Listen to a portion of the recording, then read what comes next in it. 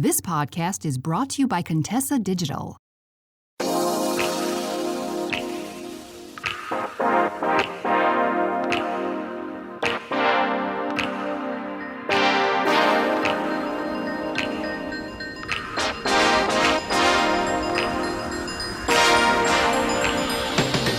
Hi. So there is so much talk about what it means to be a provider for a man in relationships. And all of these femininity coaches are talking about you need a man who's a provider. You need a man who's a provider. I want to talk more about that because there is so much more to providing than just money. While, yes, money is important, the number one thing that causes couples to divorce is finances. Providing goes much more beyond that. When we talk about masculine energy and feminine energy, masculine energy is structure, feminine energy is flow.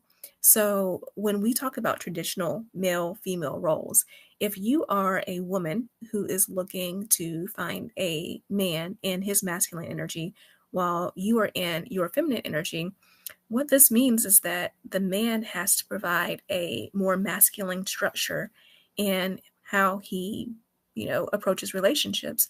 And that means that, again, he has to provide a lot more than just pure, you know, just money, just more than finances. So we're going to talk about the 5 things that a man needs to provide in a relationship. So welcome to Confidently Cherished. My name is Keshia Rice. I am a dating coach and hypnotherapist. I help women learn how to heal from their unhealthy relationship patterns and learn to create cherished feminine relationships in which they feel loved and protected and provided for. So let's talk about these 5 things that a man needs to provide in a relationship. Number 1 is space. This one is really important because we talk so much about, relationships, being a partnership, being together, growing together, loving together, all of that. And yes, it is very important. But when you are in a relationship, it is also a huge opportunity for you to grow as an individual. The relationship itself is an opportunity for you to grow because you are learning how to communicate better. You are learning your own boundaries.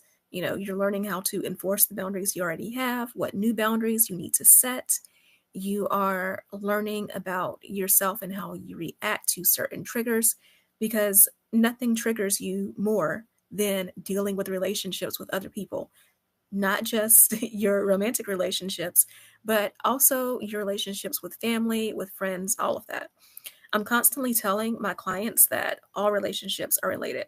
So if you show me someone who is struggling with their romantic relationships, they also have issues with family, friends as well.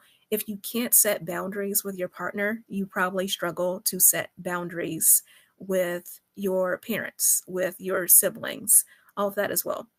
So in a relationship, a woman should expect that a man is going to provide her with space for her to grow on her own, for her to explore the things that she likes, for her to be supported as she learns what her purpose is and how to fulfill that.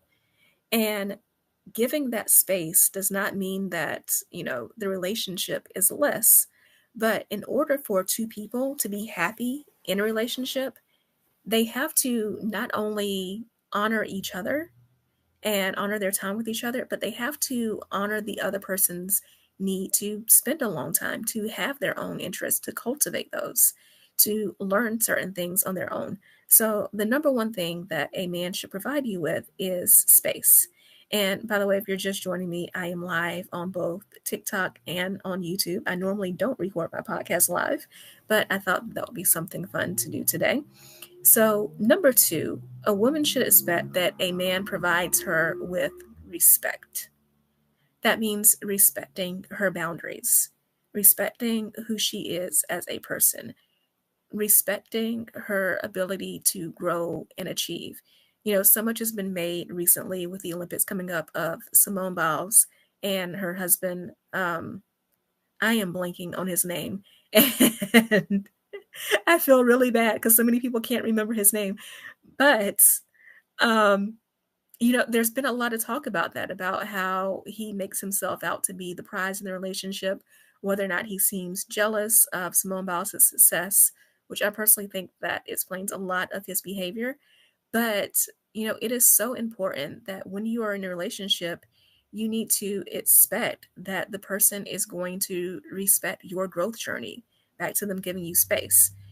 They also need to respect your boundaries, and they need to put you in a place where you feel like you don't have to constantly defend yourself, prove yourself.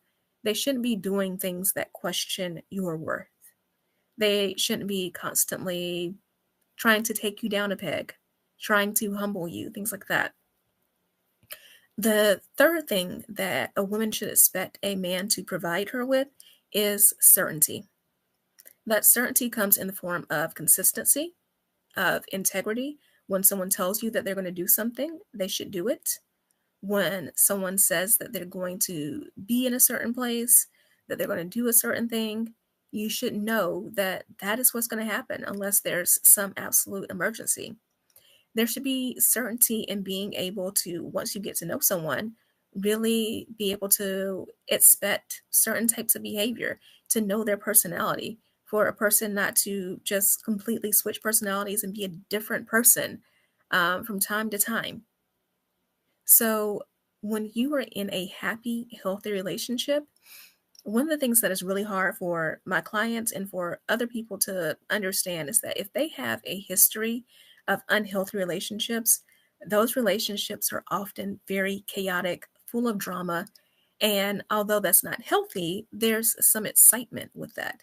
So oftentimes, when you go from being in a series of unhealthy relationships to being in your first healthy relationship, the relationship feels boring. It's not as exciting, and you may feel like there's not as much quote unquote chemistry because you are used to chaos. One of the best pieces of relationship advice that my grandmother ever gave me was, she used to say to me all the time that God is not the author of confusion. If you're in a situation where you're constantly confused, this is not a healthy relationship, and it is a situation you need to get yourself away from. So, with that in mind, when you are in a happy, healthy, loving, cherished relationship, you should expect that the man you are with will provide you with certainty. That leads us into the fourth piece of advice that I have, and that is, when you're in a happy, healthy relationship, a man should provide you with safety. Now, oftentimes that is physical safety, certain things like a man walking on the outside of the curb and allowing you to walk on the inside of the curb. But it's also emotional safety, mental safety. You should feel like you can be vulnerable with this person. You should feel like you can talk to them about your individual problems and any issues that arise in the relationship as well. You should feel safe to be authentically you, not feel like you have to put on a front or a show in front of this person. So, safety is crucial to being in a relationship. And again, these things that I'm talking about are the bare minimum. If you don't have these in a relationship, you don't need to be in the relationship. So, I'm going to get to my fifth and final point, but let's recap the other four that I mentioned. If you are in a relationship with a man, he should be providing you with space to grow and learn and explore who you are while you're in this relationship. He should also be providing you with respect. He should be providing you with certainty, knowing who this person is, knowing that you can depend on him, knowing that you can count on him, and being able to predict certain behaviors in the relationship after you've been together for a certain point. And he should be providing you with safety, not just physical safety, but emotional safety, mental safety, spiritual safety. Safety for, back to that idea about space, safety for you to be who you are and to grow into who you're becoming. Now, once those bare minimum standards have been set, the fifth thing that a man should provide you with in a relationship is love. And I say this last because love is a fleeting emotion, and love is also a choice. That honeymoon type of love that we have where we feel head over heels, that goes away after a certain period of time in a relationship. And it's actually a good thing. At a certain point, you shouldn't constantly have this type of roller coaster anxiety, anxiousness that comes with that romantic type of love. At some point, you should get into a point where you feel comfortable with a person. And with that comfort comes, again, less excitement, but there's just something so nice about being in a relationship with someone, knowing who they are, knowing who you are, and knowing that this is your person and that this person has your back and loves you and cares for you. So when you have that love in the relationship, I want to be clear that what love is not is that love is not controlling. Love is not fearful, and love does not come from a place of insecurity. I mentioned a man should provide you with safety. Part of that safety is security. Hey, Conquer, hope you're doing well. So when you have this type of security, safety in a relationship, then that is where you still have this feeling of love, not the roller coaster in the beginning, but a different kind of more settled, trusting love. And it is also the point where you are able to fully show up and be your best in a relationship. Expecting someone to treat you well is actually the least selfish thing that you can do. Because when a person treats you well, you show up as your best. And because you show up as your best, then you are allowed to be a better partner. You have that space, that freedom, that safety to be as good of a partner to this other person as you would hope that they would be to you. So again, you should expect that a person is going to provide you with love, and that in every interaction they have with you in the relationship, they are going to lead with love.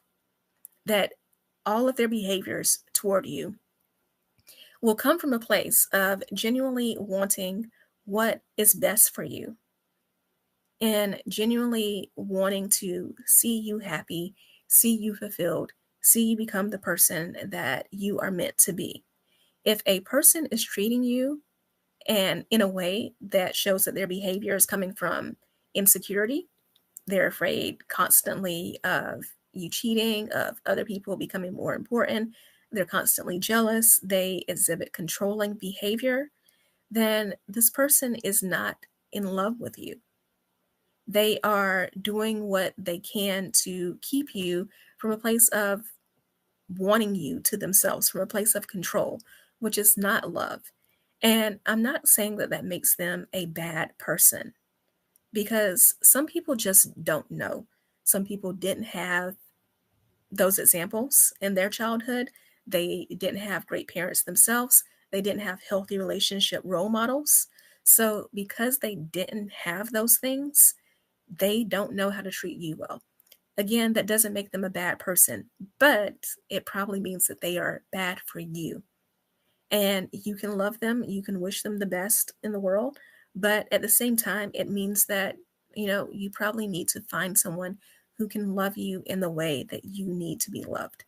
So again, these are the 5 things that you should expect your partner to provide for you in a relationship. They need to provide you with space to grow. They need to provide you with respect. They need to provide you with certainty, with safety, and they also need to provide you with love. Again, these are bare minimum standards. So this was short and sweet, but I hope that you enjoyed this episode of Confidently Cherished. Again, I typically don't record my podcast live, so if you like to see me do more live podcasts, please let me know. But in the meantime, Confidently Cherished is anywhere you can listen to podcasts. We're on Apple Podcasts, YouTube, Spotify, all of that. And if you want to message me or if you want to work with me one-on-one, um, I am on Instagram, TikTok, and YouTube at Keshia Rice, Keshia Rice. And yeah. So I hope that I get to see you again very soon. And thank you for joining me. Bye. Hey there. So you made it all the way to the end of the episode, which means I have two things to say. One, thank you so much. I truly appreciate it. And two, you like me. You really like me. So I would appreciate it if you would show that like by subscribing to this podcast so that more people can hear about it and enjoy it as much as you do. And if you want to know more about any of the links that I mentioned on this episode or any guests that I've had, be sure to go to KeshiaRice.com/links. That's KeshiaRice.com/links. I can't wait to talk to you again in the next episode. So see you then.